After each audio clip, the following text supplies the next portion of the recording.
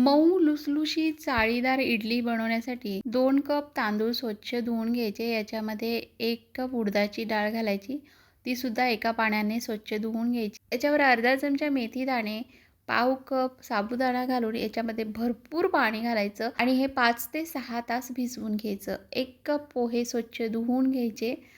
आता मिक्सरच्या भांड्यामध्ये भिजलेले डाळ, तांदूळ, पोहे याचं असं बॅटर बनवून घ्यायचं. हे बॅटर हाताने चांगलं 6 ते 7 मिनिटं फेटून घ्यायचं आणि झाकण ठेवून 10 ते 12 तास फर्मंट होण्यासाठी बाजूला ठेवायचं. 10-12 तासांनी पीठ चांगलं फुगलं गेलं आहे. याच्यामध्ये चवीनुसार मीठ घालून चांगलं मिक्स करून घ्यायचं. इडली पात्राला तेल लावून घ्यायचं. याच्यावर चमच्याने बॅटर भरून घ्यायचं आणि गरम पाण्यामध्ये ह्या इडल्या चांगल्या शिजवून घ्यायच्या. लुसलुशीत चाळीदार इडल्या तयार झाल्या.